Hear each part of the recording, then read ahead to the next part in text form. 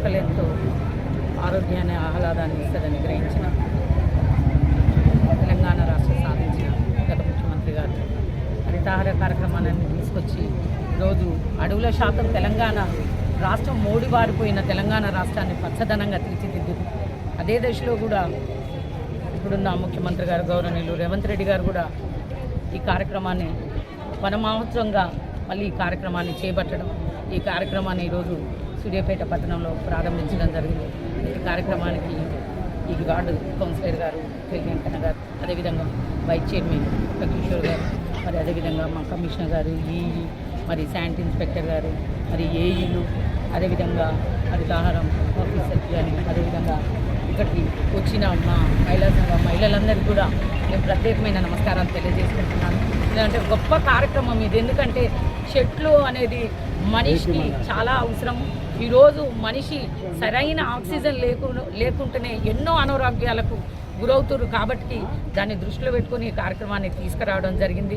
అదేవిధంగా సూర్యాపేట పట్టణము మోడుబారిపోయిన సూర్యాపేట పట్టణం ఉండే, కానీ ఈరోజు ఒక పచ్చదనంతో కూడుకున్న సూర్యాపేట పట్టణాన్ని తీర్చిదిద్దురు గత మాజీ మంత్రివర్యులు, మరి అదేవిధంగా స్థానిక శాసనసభ్యులు గుంటకల్ల జగదీశ్వర్ రెడ్డి గారు. ఎందుకంటే సూర్యాపేట పట్టణ ప్రజలందరూ కూడా ఈ 8 ఏళ్ల నుంచి కూడా హరితహార కార్యక్రమాన్ని తీసుకొచ్చినప్పుడు దాన్ని చాలా సక్సెస్ చేసిరు.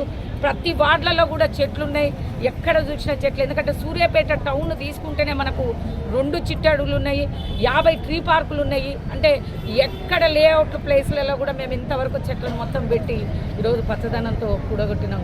కాబట్టి ముందు తరాల భవిష్యత్తు వారికి ఆరోగ్యంగా ఉండడానికి, ఆహ్లాదకరంగా ఉండడానికి, మంచి ఆక్సిజన్ అందించడానికి ఈ వనమహోత్సవ కార్యక్రమాన్ని మళ్ళీ ప్రవేశపెట్టిన ముఖ్యమంత్రి గారికి నేను ప్రత్యేకమైన ధన్యవాదాలు తెలియజేసుకుంటూ, సూర్యాపేట పట్టణ ప్రజలందరూ కూడా నిన్న విన్నవించుకునేది ఒకటే, గతంలో కూడా హరితహార కార్యక్రమం ద్వారా వచ్చిన కార్యక్రమాన్ని ఇప్పుడు వనమహోత్సవ కార్యక్రమాన్ని కూడా చాలా విజయవంతం చేయాలి. ఎందుకంటే ఎవరింటి ముందు పెట్టిన చెట్టును మా చెట్టు అని భావించి మీరు ఆ చెట్టుకు నీళ్లు పోసి ఆ చెట్లు పెద్ద అయ్యేటట్టు చూడాలని ప్రజలందరూ కూడా నేను విన్నవించుకుంటూ, ఈరోజు సూర్యాపేట పట్టణం అనేది సుందరమైన సూర్యాపేట పట్టణంగా తీర్చిదిద్దబడింది, పచ్చని సూర్యాపేటగా తీర్చిదిద్దబడింది. దీంట్లో సహకరించిన మరి మహిళా సంఘాలకు కానీ, మా స్టాఫ్ కానీ, మరి ఆల్ కౌన్సిలర్స్కి కూడా నేను ప్రత్యేకమైన ధన్యవాదాలు తెలియజేసుకుంటూ, ఒక్కొక్క చెట్టును మంచిగా పెంచుకోవాలని. ఎందుకంటే వృక్షో వృక్షతి రక్షిత అన్నారు కాబట్టి వృక్షాలను రక్షించుకుంటే మనందరం కూడా బాగుంటామని ఒక సూక్తి ఉంది. కాబట్టి దాన్ని అవలంబిస్తూ పచ్చని చెట్లు ప్రగతికి మెట్లు అనే నినాదంతో అందరం కూడా ముందు పోదామని తెలియజేసుకుంటున్నాం. తరాల భవిష్యత్తు బాగుండాలని మరి మన గౌరవ మాజీ ముఖ్యమంత్రి వర్యులు కేసీఆర్ గారు 2015 జూన్ 3న హరితహారం కార్యక్రమాన్ని చేపట్టడం జరిగింది. మరి ఉమ్మడి నల్లగొండ జిల్లాలో 6% ఉండాల్సిన 33% ఉండాల్సిన అడవులకు 6% మాత్రమే ఉండి మరి వాతావరణ సమతుల్యత తప్పిపోయి మరి ఇబ్బందులకు గురి కావాల్సిన పరిస్థితి ఉండే.